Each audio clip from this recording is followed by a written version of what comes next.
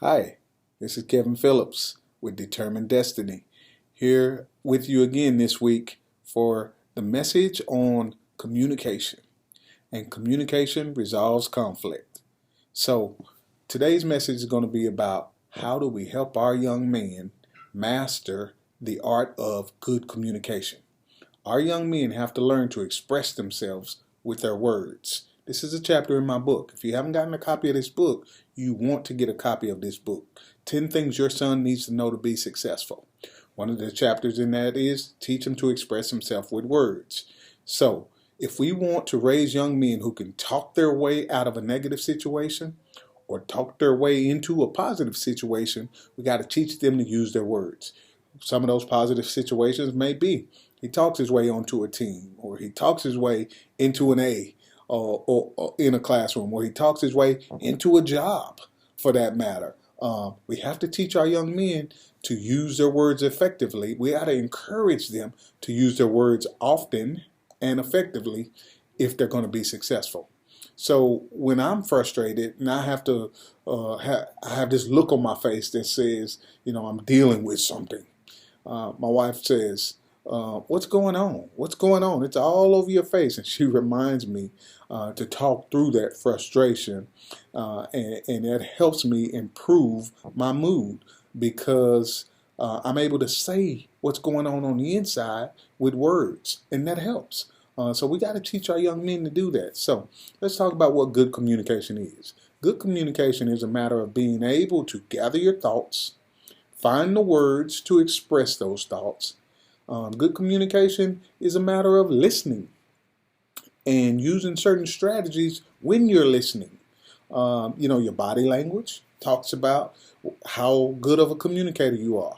If you're all slouched down and not really paying attention, you're doing this or doing that, then that's not really good communication.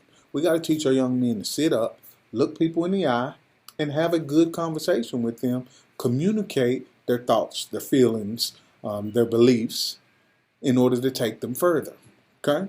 So, part of good communication can be related to how much time your son spends reading. You say, what, Kevin? How do you relate reading to communication? Well, think about it. The more we read, the better our vocabulary becomes.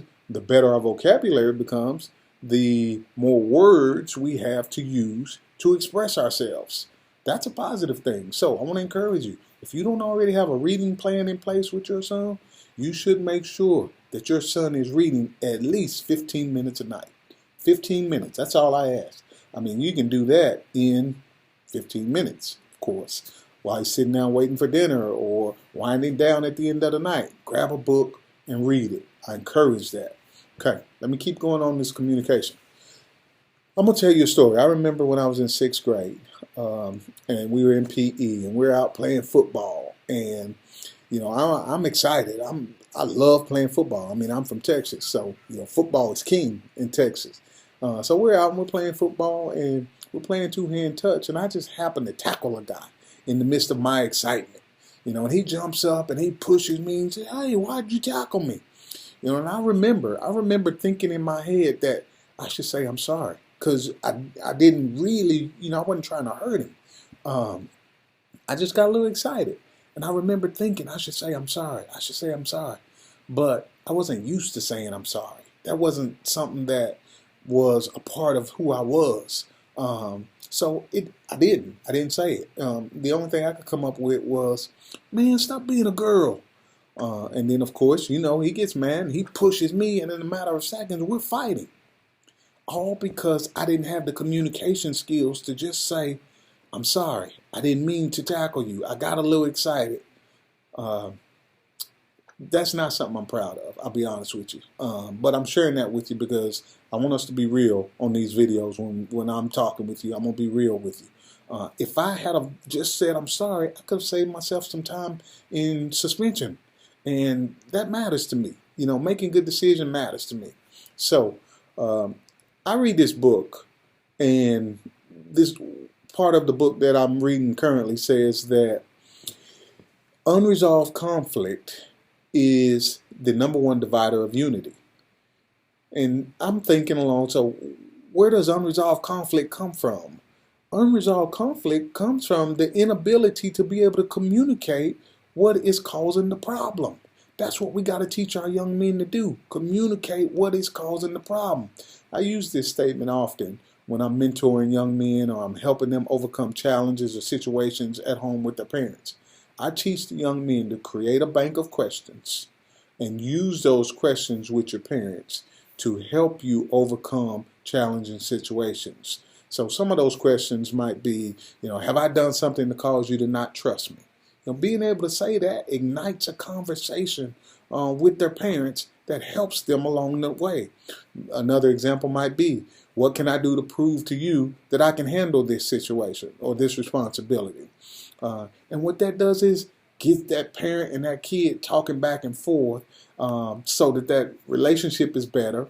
It's a form of good communication, using questions to close gaps. So I want to encourage you, sit down with your son, help him create some questions if he can't do it on his own that will open up the lines of communication between you. Good communication is not easy. I know that, you know that, but it's well worth the effort. It's well worth the effort. And if we can get our young men to the point to where they're communicating effectively and they're able to use their words, I believe that we change the dynamics of our young men. I believe that we change situations at that critical moment by being able to use our words effectively.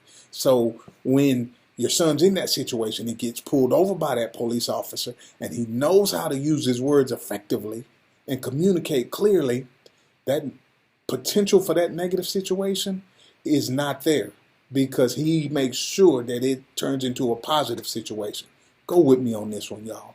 Let's work on our communication skills with our young men. Let's be more determined to help them have a better form of communicating with the world so the world will judge them in a positive light, not in a negative light. Determined destiny. I'm determined to pour into your son the skills he needs to be successful. Go with me and let's make this happen for our young men. Determined destiny. I'm Kevin Phillips. I'm your coach. I'm with you all the way. Let's do this. I'll see you next time.